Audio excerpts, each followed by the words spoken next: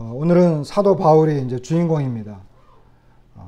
사도 바울의 소명, 그리고 흔들리지 않는 표대, 그리고 험난한 여정, 그리고 소망, 은혜, 이렇게 5가지 주제를 가지고 이렇게 말씀을 나눠 드리고자 합니다. 우리가 잘 아는 대로 사도 바울은 다메섹 도상에서 주님을 만납니다.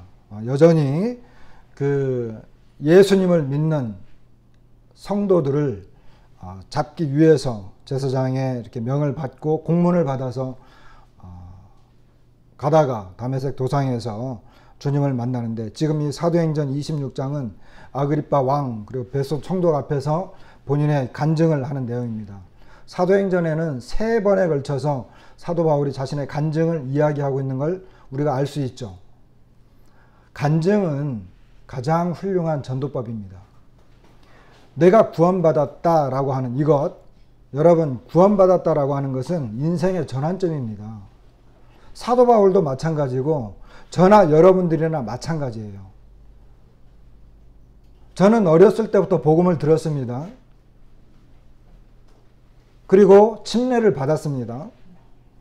그러나 이 믿음의 정체성이 분명하지 않아서 혼돈 가운데 있을 때 20대 초반에 어느 한 부부를 통해서 성경 공부, 뭐 구체적인 성경 공부도 아니고 그 당시는 제가 목포교회를 다니고 있었는데 이제 어느 가정이 초청을 받아서 이제 식사하고 차를 마시면서 이 하나님 말씀을 이렇게 서로 교제하게 될 때 히브리서 말씀을 이렇게 쭉 보다가 거기에서 영원한 속죄의 이 놀라운 복음을 깨달았습니다.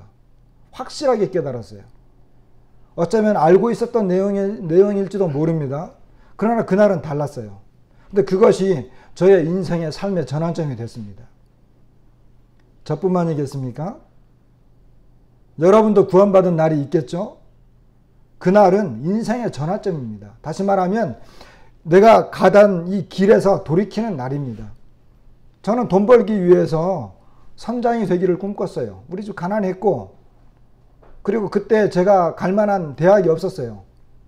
왜냐하면 그 국립대학인데 국비로 전부 뭐 기숙사 먹여주는 것, 입혀주는 것, 등록금하고 책값만 빼고는 다 국가에서 제공하는 학교에 들어가야만 했습니다. 등록금이 19만 7천 원인데 19만 7천 원도 없어서 빚을 내서 들어갔습니다. 그러니까 저는 돈을 벌어야 했고, 돈 벌어서 좀 이렇게 좀 잘 살고 싶은, 그리고 부모님 이렇게 고생 많이 했기 때문에 이제 돈이 필요하다. 그걸 목표로 해서 그걸 들어갔어요. 그런데 거기서 복음을 듣고 깨진 거예요. 그러니까 제가 가던 길이 별로 기쁘지 않았습니다. 뭐 돈을 벌기는 해야 되겠는데 이것이 전부는 아니다. 이런 생각을 했어요. 어차피 인생의 이 방향이 바뀝니다. 구원을 받게 되면. 사도 바울도 마찬가지입니다. 사도 바울은 예수님을 핍박하는 것, 그리고 예수님을 믿는 사람들을 잡아서 옥에 가두고 그 돌을 무너뜨리는 것이 그가 하나님 앞에서 올바른 길이라고 여겼고, 그는 그것이 하나님 앞에 정당한 길이라 여겼고 합당하다라고 그는 믿고 확신을 가졌습니다. 그런데 그가 예수님을 만났을 때 주님 누구시니까? 주께서 이르시되 나는 내가 박해하는 예수라. 나는 내가 박해하는 예수라. 이 이야기를 들었을 때 얼마나 놀랐을까요? 누구십니까? 도대체 당신은 누구십니까? 이렇게 할 때 나는 너가 박해하는 예수다. 하늘에서 들려오는 그 음성. 그 엄청난 그 빛에 의해서 사도 바울의 눈이 감겨져 버렸습니다. 사도 바울은 이렇게 해야만 주님을 믿을 수 있는 사람이었습니다. 우리가 구원받을 때 사도 바울처럼 구원받는 건 아니에요. 사도 바울은 주님이 직접 만나서 그를 거꾸로 때릴 수밖에 없는 그런 사람이었기 때문에 그렇게 한 거예요. 근데 우리는 어때요? 우리는 복음을 듣고 말씀을 통해서 예수님을 믿습니다. 여러분 집에 가다가 위에서 어떤 빛이 쪼여가지고 주님이 나를 구원하겠지 이렇게 하시면 안 돼요. 그래서 사도 바울만의 특별한 경우였습니다.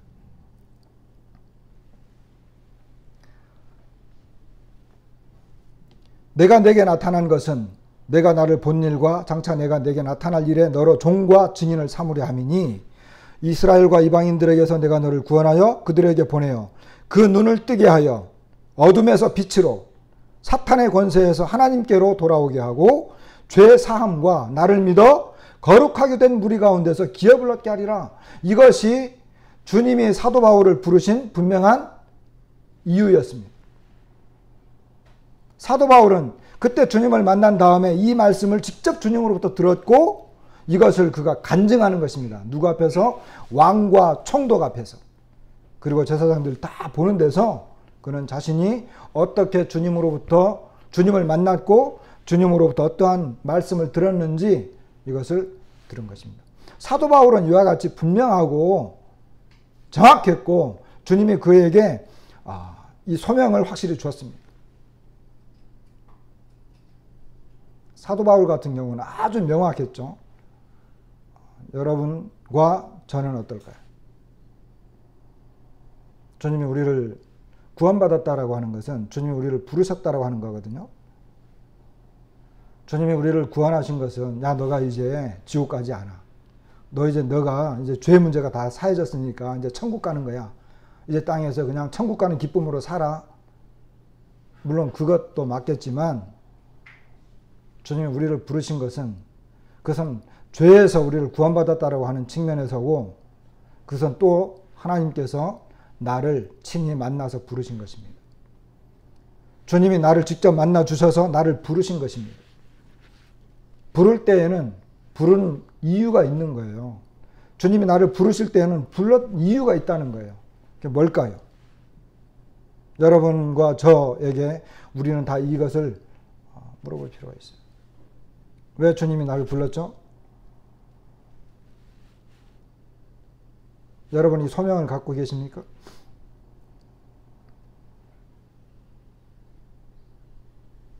저는 지금도 그때 그 일을 잊지 못합니다. 늘 제가 주님이 나를 이렇게 구원하시고 저에게 말씀하신 그 사건, 하나의 사건이죠.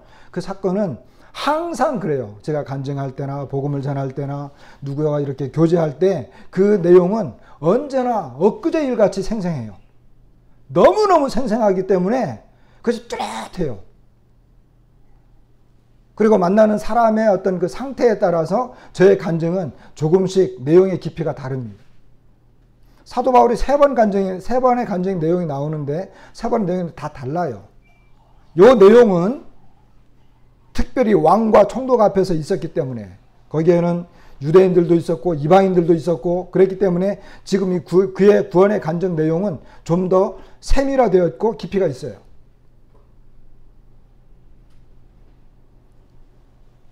사도 바울은 이와 같은 분명한 소명을 받고 그가 주님의 부르심을 받았습니다.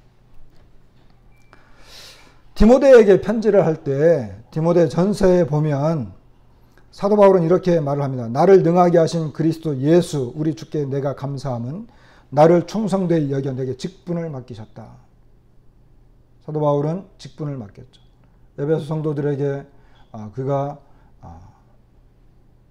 편지를 쓸 때 그는 복음의 일꾼 그리고 또는 그는 교회의 일꾼 이와 같은 내용들을 언급하는 것을 우리가 알 수 있습니다.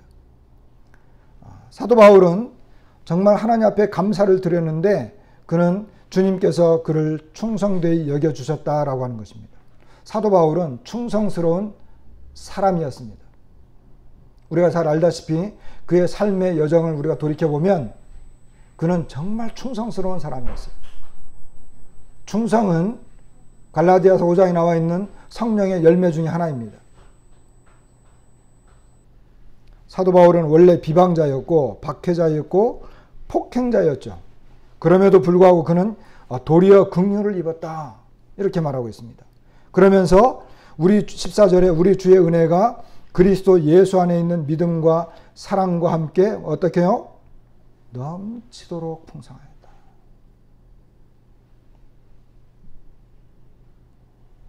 그가 긍휼을 입은 것은 풍성한 넘치도록 풍성한 믿음과 사랑 그리스도 예수 안에 있는 믿음과 사랑 때문에 그랬고 그는 그 스스로 죄인 중에 괴수다.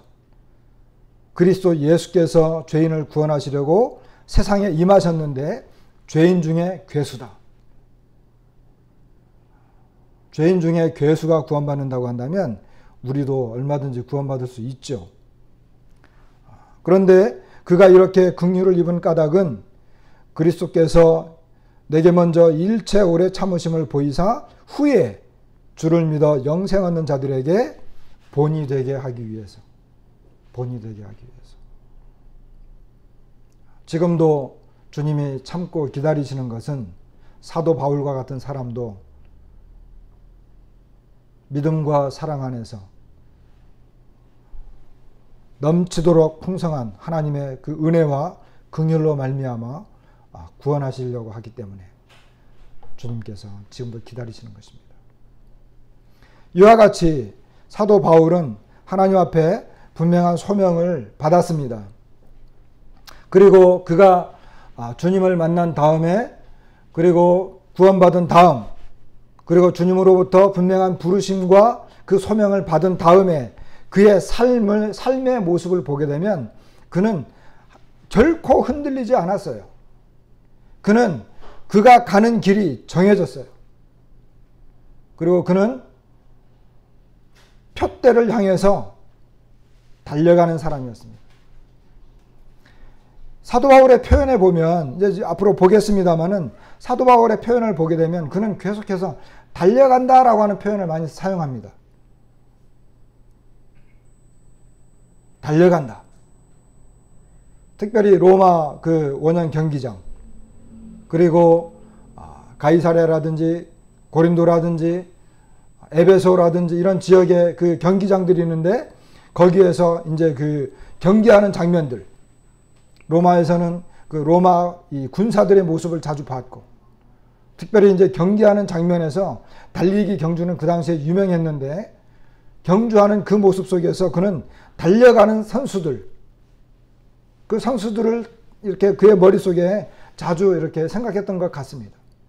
그러면서 그 역시 마찬가지로 주님 안에서 그는 목표를 정해놓고 달려가는. 저희가 이제 고등학교 때 우리 체육 선생님이, 제가 왜 그 내용을 자꾸 기억하는지 모르겠지만, 그 체육 선생님인데, 이제 체육 시간에, 저는 체육 시간에 필기하는 것보다 밖에 나가서 뭐 축구하고 뛰노는 걸 좋아했어요. 왜냐하면 그게 저한테 잘 맞았거든요. 근데 이 선생님은 체육 시간에 그런 체육은 안 하고 필기하더라고요. 근데 그 선생님이 하는 말씀이 뭐냐 하면, 100m가 있다 그러면 100m를 100m에 뛰어야 된다. 100m를 100m로 뛰어라 하는 말이 있어요. 왜냐하면 100m를 뛰는데 트랙이 있으면 트랙을 똑바로 뛰어야 되는데, 이게 왔다 갔다 하면 뛰게 되면 이게 나중에 총 합산을 하면 101m도 될 수 있고 102m도 될 수 있거든요. 근데 그 트랙을 똑바로 100m를 100m로 뛰어야 된다. 뛰어야 한다. 이런 이야기를 한 적이 있어요. 그렇게 하려면 목표를 정확하게 세워놓고 그 목표를 보면서 뛰어야 되는 거예요. 자기 앞에를 보면서 뛰면 갈지자로 뛴대요. 그런데 목표를 세워놓고 뛰면 정확하게 똑바로 뛸 수 있다는 거예요. 지금은 그런 경우가 없지만 예전에 우리는 이제 밭을 가는 여러분 제주도에서는 소로 밭을 갈기도 하고 또 말이 밭을 갈기도 하거든요. 그런데 이제 이 농부가 밭을 갈 때 이 밭 고랑인가요? 그 고랑을 이렇게 가는데 밭 고랑을 똑바로 갈아야 되잖아요. 밭이 이렇게 있으면 똑바로 이렇게 갈아야 하잖아요. 그렇게 하려면 어떻게 해야 되는지 아세요? 농부가 쟁이를 잡고 앞에는 말이 가고 있어요. 그럼 어떻게 해야 되느냐 하면, 제주도는 돌밭이잖아요. 그러면 저쪽 밭 끝에 있는 그 돌이나 나무, 그걸 하나를 목표로 세워요. 그렇게 해서 쟁이를 잡고 이래 하면서 이제 말을 이렇게 끌고 가도록 그렇게 하는 거예요. 그렇지 않고 말이 가는 대로, 아니면 쟁이를 보고 가면 막 이렇게 지그자그 돼가지고 밭이 안 되는 거예요. 사도 바울의 삶은 정해진 목표가 있었습니다.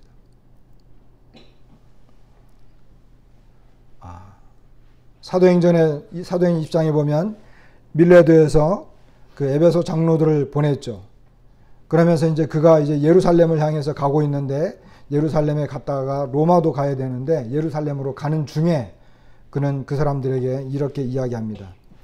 23절에 보면 오직 성령이 각성해서 내게 증언하여 결박과 환난이 나를 기다린다 하시나 내가 달려갈 길과 주 예수께 받은 사명 곧 하나님의 은혜의 복음을 증거하는 일을 마치려 하면은 나의 생명을 조금도 귀한 것으로 여기지 아니하노라.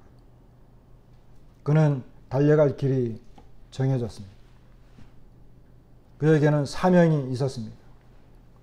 그에게는 목표가 있었습니다. 여러분, 사명이 없으면 우리가 보통 사명감 그러잖아요. 사명감 또는 사명이 없으면 우리의 삶이 흔들릴 수밖에 없어요. 내가 달려가야 할 분명한 목표가 세워지지 않으면 흔들릴 수밖에 없어요. 뭘 어떻게 해야 될지를 모르는 거예요. 주님 안에서도 내가 뭘 어떻게 해야 되지? 내가 뭘 해야 주님이 기뻐하지? 내가 뭘 해야지 교회에 유익을 끼치지? 내가 뭘 해야 되는지는 모르는 거예요. 뭐가 없을 때? 분명한 사명감이 없을 때. 그리고 내가 무슨 일을 해야 될지를 잘 모를 때. 그러니까 어떻게 해요? 달려가야 될 사람이 들어 누워 있어요. 달려가야 될 사람이 뭐 할 일이 없으니까 그냥 느그작 저희도 말로 질그랭이 한쪽에 서가지고. 여러분 질그랭이가 뭔지 아세요? 나중에 우리 양자매님한테 물어보세요.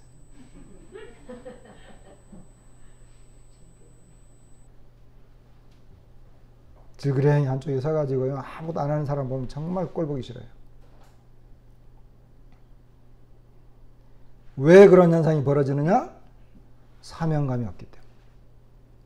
주님이 나를 부르실 때 왜 부르는지 분명한 목표, 이 정해진 말씀이 없기 때문에 그런 거예요. 그러니까 달려가지를 못하는 거예요. 근데 사도 바울은 그는 달려가는 사람이었습니다. 사도 바울의 삶은 달려가는 삶이었다. 이렇게 볼 수 있어요. 그는 뛰어가는 삶이었다. 목표를 정해놓고 부지런히 있는 힘을 다해서 전력 질주하는 사람이었다. 이렇게 우리가 볼 수 있습니다. 빌립보서에서도 그는 여전히 비슷한 내용의 말을 합니다. 빌립보서 3장 12절에 보면 내가 이미 얻었다 함도 아니요 온전히 이루었다 함도 아니라 오직 내가 그리스도 예수께 잡힌 바 된 그것을 잡으려고 달려가노라.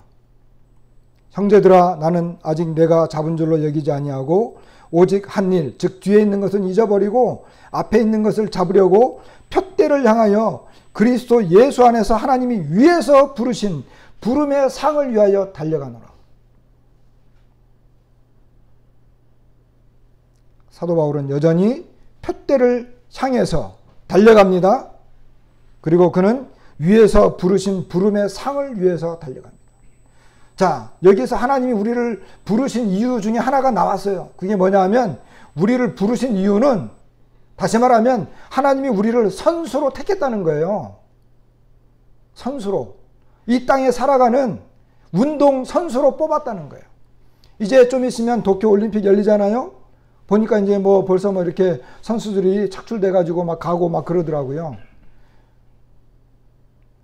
제가 야구를 좋아해가지고 야구 뉴스 나오면 이렇게 다시 한번 쳐다보는데 엊그저께 보니까 제가 잘 알고 있는 팀에 소속되어 있는 야구 선수 그리고 또 다른 팀에 소속된 야구 선수들이 하지 말아야 할 짓들을 해가지고 대표팀에 착출됐다가 잘렸어요. 잘려가지고 다른 선수들이 거기에 또 뽑혀서 이제 합류해서 가게 되어 있어요.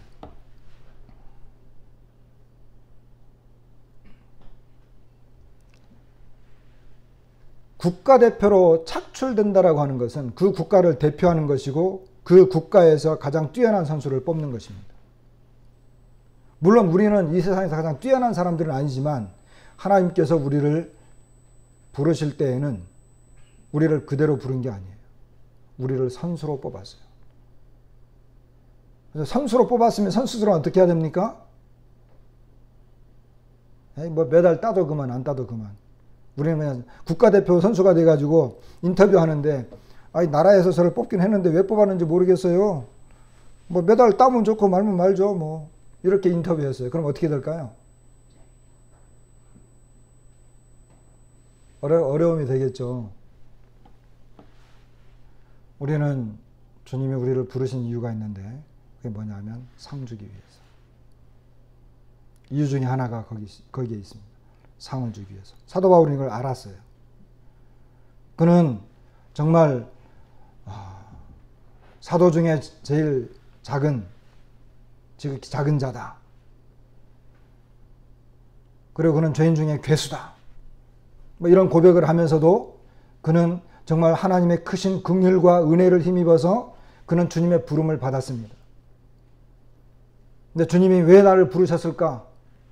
여러 가지 이유가 있는데, 내가 이 길을 열심히 달려가서 표대를 향해서 달려갔을 때 그 마지막에 분명한 상이 있었구나.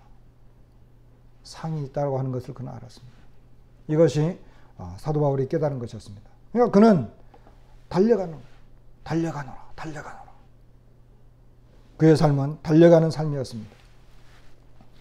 고린도전서 9장에 보면 그가 어떻게 달려갔는가 하는 내용이 나옵니다. 자, 달려가는데 어떻게 달려가느냐? 고린도전서 9장 24절에 운동장에서 다름질하는 자들이 다 달릴지라도 오직 상을 받는 사람은 한 사람인 줄을 너희가 알지 못하느냐? 너희도 상을 받도록 이와 같이 다름질하라.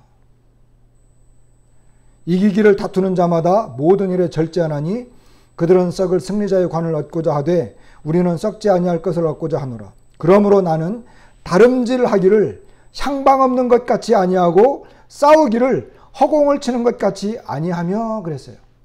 다시 말하면 아까도 말씀드린 것처럼 사도 바울은 다름질할 때 분명한 목표점이 있었다는 거예요. 표대가 있었다는 거예요. 그는 달려가면서 결코 다른 곳에 한눈 팔지 않았어요. 사도 바울의 삶은 예수 그리스도께서 사도 바울을 잡았습니다. 그죠? 먼저 예수 그리스도께서 사도 바울을 잡았어요.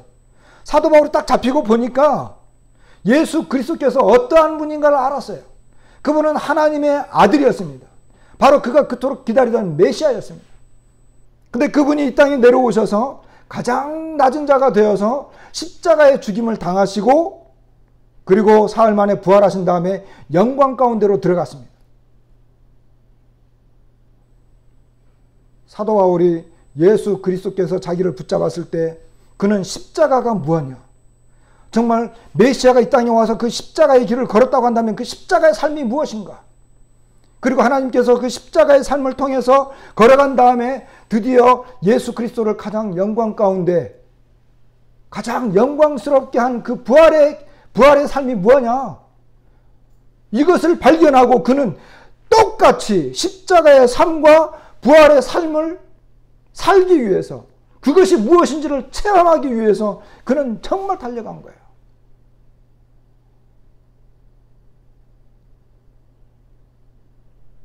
그래서 내가 잡힌 바 된 그것을 잡으려고 내가 달려간다. 빌립보서에서 아까 본 말씀처럼. 그리고 여기 그는 그렇게 달려갈 때 상을 받는 사람은 한 명이다. 그러면 나는 어떻게 달려가야 되나? 한 명밖에 안 주니까 다른 사람을 이겨야 되잖아요. 다른 사람을 이기려면 어떻게 해야 돼요? 사도 바울은 그것을 알고 있었습니다. 그래서 그는 모든 일에 절제하고 썩지 아니할 승리자의 관을 얻기 위해서 그는 달려갔다라고 말했고, 특별히 그는 다름질하기를 향방 없는 것 같이 아니하고, 다시 말하면 방향, 목표가 없기 때문에 방향 없는. 여러분 아까 말씀드렸죠? 방향이 정해지지 않으면 아무리 뛰어난 사람이라도, 그가 구원받은 그리스도인이라 하더라도 예수 그리스도를 향하는 그 방향이 정해지지 않으면 갈팡질팡하는 거예요. 내가 뭐 때문에 사는가? 하나님께서 나를 부르신 이유가 무엇인가? 나는 왜 구원받았는가?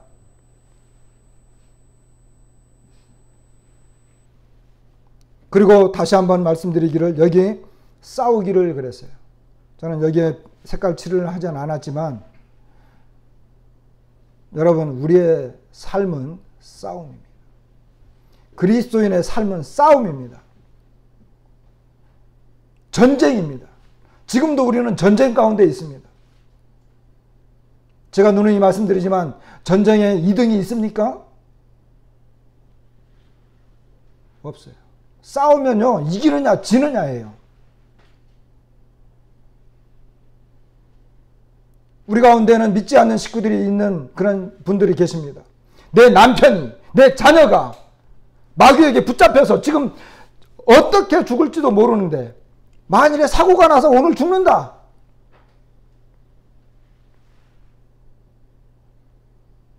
그러면 지옥으로 가잖아요. 마귀는 질병과 전쟁과 여러 가지 사회 여러 가지 이 죄악들을 끌어들여서 수많은 사람들의 영혼을 빼앗아가고 있습니다.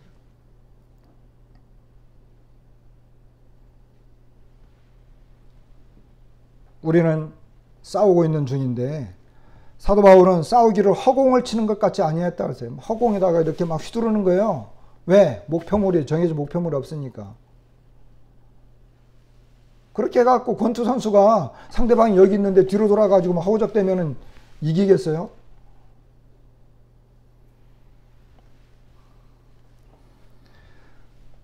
내가 내 몸을 쳐 복종하게 하면 사도 바울은 자신의 몸을 쳐서 복종시켰다 이렇게 말하고 있습니다. 먼저 자기 자신을 이기는 거죠. 쉬운 일이 아닙니다. 자기 자신을 이기는 것. 저도 이게 늘 숙제예요. 내 자신을 이기는 것. 근데 오늘날 많은 사람들이 이 영적인 싸움, 영적인 전투, 여기에서 자기 자신을 이기지 못하는 경우가 많아요. 학생들이요, 도서관에 가서 맨날 며칠이고 밤샘 공부하고 이런 것들은 잘해요. 근데 영적인 싸움에서 그리스도인들이 자기 자신을 극복하는 경우는 너무 약해요. 이것은 철저한 훈련과 자기 자신을 극도로 이렇게 절제하지 못하면 어려운 것입니다. 우리 모임에서 왜 그리스도인 훈련원이라고 하는 걸 만들어가지고 때가 되면 해마다 오시오 오시오 합니까? 거기 가서 훈련 받으라는 거예요. 조금이라도.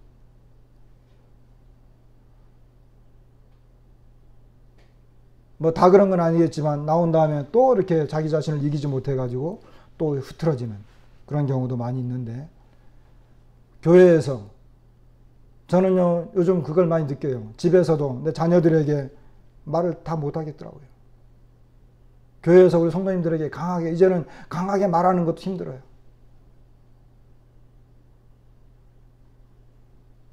사도 바울은 자기 스스로 자기의 몸을 복종시켰습니다.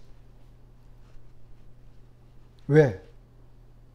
내 몸을 내가 억누르지 못하고 내 몸을 쳐서 복종시키지 못하면 내 육신과 내 생각과 나의 사상 이것이 너무 크기 때문에 그리스도인으로서의 삶, 주님이 나를 부르신 그 사명을 따라서 가는 그것이 안 되니까 그렇게 한 거예요.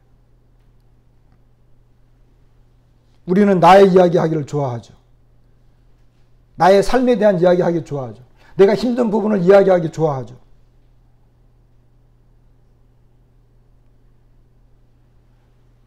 그러나 우리에게 필요한 것은 정해진 목표가 분명하다고 한다면 이것은 전쟁이고 싸움이며 경기입니다. 이기기 위해서 내가 얼마나 철저하게 나를 절제시키고 복종시켜야 되는가. 사도 바울은 이것을 알았습니다. 그런데 사도 바울이 이와 같은 삶을 살아가는 과정에서 그의 삶이 과연 평탄했느냐? 그냥 우리처럼 앉아서 큐티 시간에 큐티하고 폼나게 책상에 앉아가지고 그 좋은 멋진 사람들이 쓴 그 좋은 책 읽으면서 뭐 그런 것이 나쁘다는 건 아니에요. 그런 편안한 삶을 살았느냐라고 하는 것입니다. 그렇지 않아요. 그의 삶은 우리가 아는 것처럼 여기 보면 힘에 겹도록 심한 고난 교회다. 사도 바울은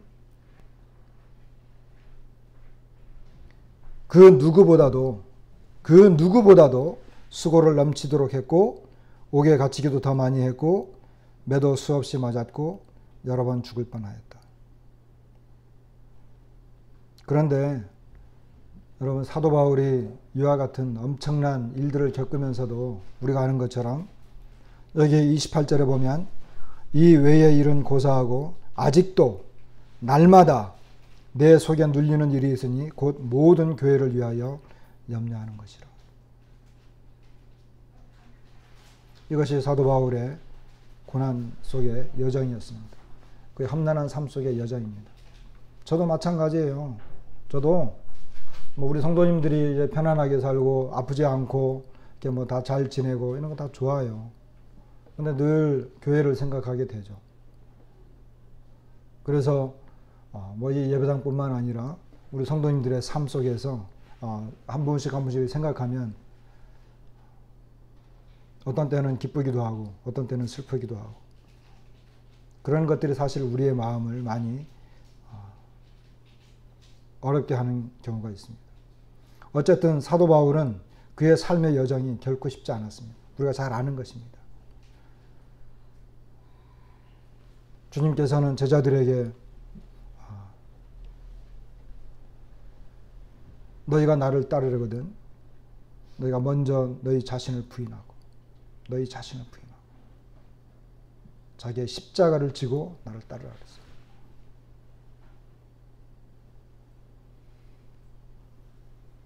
주님께서 다른 사람들에게는 그런 이야기 하지 않았는데 유독히 주님을 믿는 사람들에게 그런 이야기 하십니다. 자기의 십자가를 지고 따르라. 사도 바울은 이와 같은 험난한 여정 가운데 그와 같은 삶을 다 살았습니다. 그리고 이제 마지막에 디모데에게 편지를 쓰면서 하는 말이 전제와 같이 내가 벌써 부어지고 나의 떠날 시각이 가까웠도다. 나는 선한 싸움, 여기도 선한 싸움 나오잖아요. 선한 싸움을 싸우고 나의 달려갈 길을 마치고 믿음을 지켰으니 이제후로는 나를 위하여 의의 면류관이 예비되었으므로 주곧 의로우신 재판장이 그날에 내게 주실 것이며 내게만 아니라 주의 나타나심을 사모하는 모든 자에게 두니라.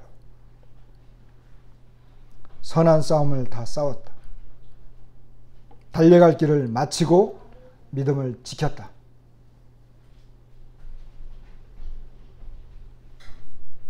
의의 면류관이 예비되었다. 의로우신 재판장이 그날에 내게 주실 것이다. 왜 사도 바울은 의로우신 재판장이라 그랬을까요?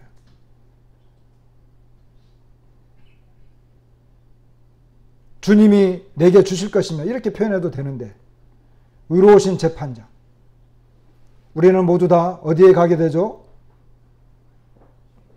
우리는 다 우리가 원하든 원하지 않든 의로우신 재판장 앞에 가게 되어 있습니다. 저와 여러분은 우리의 삶을 어떻게 살았든지 간에 상관없이 의로우신 재판장 앞에 가게 되어 있습니다. 그것이 하나님의 말씀입니다. 나는 주님 만나기 부끄러우니까 저 한쪽 구석에 있을래. 그런 일은 없을 것입니다. 걱정하지 않으셔도 돼요. 그런데 사도 바울은 의로우신 재판장이 그날에 내게 주실 것이다. 주님은 의로우신 분이기 때문에 그는 정말 의로우신 재판장이기 때문에 누가 어떻게 싸웠고 누가 어떻게 달려왔고 누가 어떻게 그 삶을 살아왔는지를 주님은 다 아시잖아요. 그러니까 의로우신 재판장이에요. 내가 이렇게 한 거는 주님 모르겠지. 그때 내가 이렇게 한 것은 뭐 어쩔 수 없었어. 뭐 주님 몰라도 할 수 없지. 이런 거는 걱정하지 않으셔도 된다라고 하는 것입니다.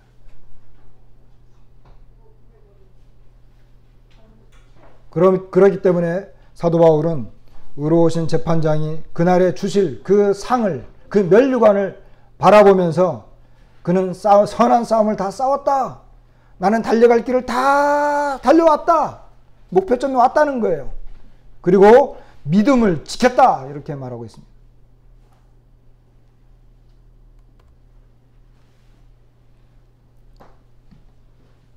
저는 이번에 우리 교회를 다녀가신 참 존경하고 사랑하는 우리 원로 성도님들을 뵀습니다.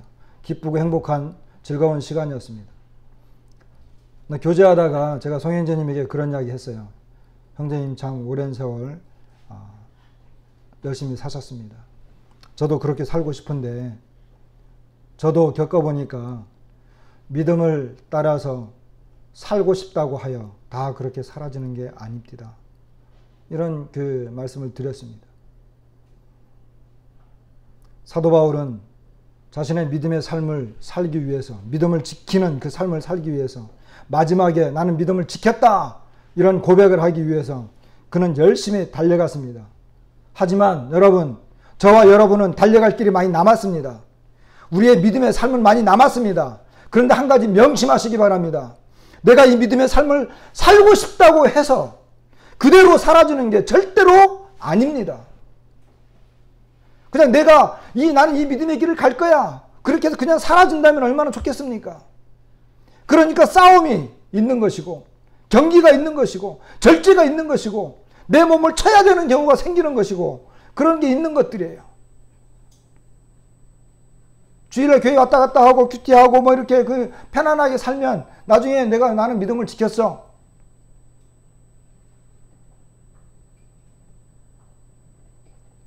쉽지 않은 것입니다. 전쟁은 끝나지 않았어요. 승리는 마지막에 주어지는 것입니다. 구약성경에 보면 갑옷을 입는 자가 갑옷을 벗기 전에는 그 말을 할 수 없다. 그 유대 그 왕이 한 말이에요. 갑자기 이름이 생각이 나지 않는데 우리는 갑옷을 벗지 않았습니다.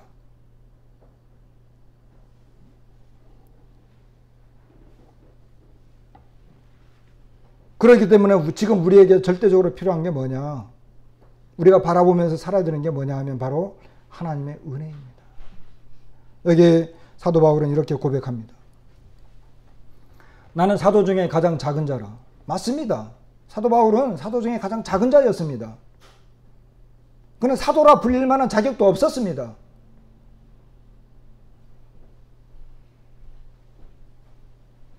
하나님의 교회를 박해했잖아요. 10절 그러나 내가 나된 것은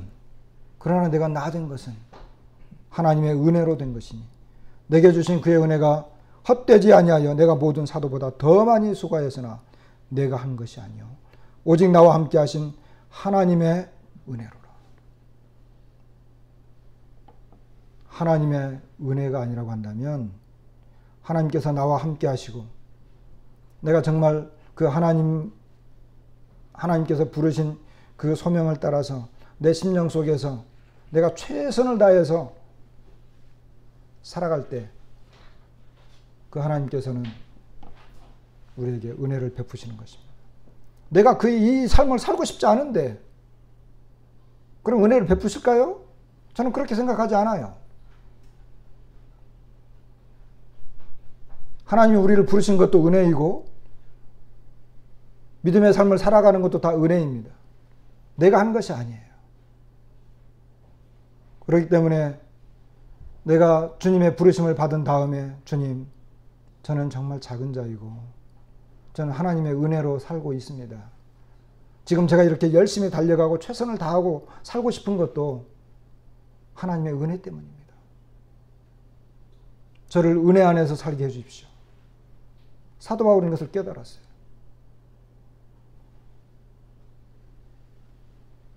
그래서 우리의 마지막에 소망을 가지고 우리의 삶을 정리하게 될 때도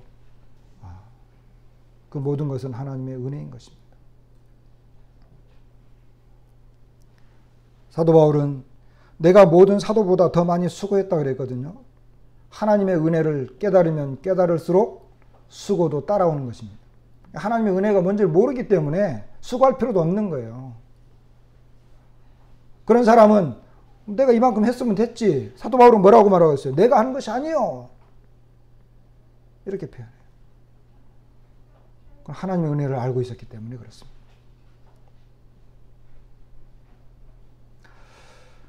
말씀을 마치겠습니다. 저도 그렇고 우리 사랑하는 형제 자매들도 그렇고 우리는 이렇게 믿음의 삶을 사는 것에 대해서 이렇게 실제적으로도 보고 말씀을 통해서 또 사도 바울을 통해서도 봅니다. 우리에게 주어진 길이 아직 많이 남아 있습니다. 우리가 최선을 다해서 이 경주를 마치고 또 이 싸움에서 이겨야 됩니다. 주님이 우리와 함께 하실 것이고 우리가 겸손한 자세로 정말 겸손한 자세로 나에게 맡겨진 사명을 위해서 내가 정말 끝까지 열심히 달려가겠다. 그리고 실제로 그렇게 달려간다고 한다면 주님도 여전히 우리와 함께 하실 것입니다. 그리고 우리에게 은혜를 베푸시고 우리의 마지막 고백도 나는 하나님의 은혜 때문에 살았습니다. 그 하나님의 은혜로 모든 것이 다 이루어졌습니다. 내가 한 것은 아무것도 없습니다. 이렇게 고백하게 되어질 것입니다. 말씀을 마치겠습니다.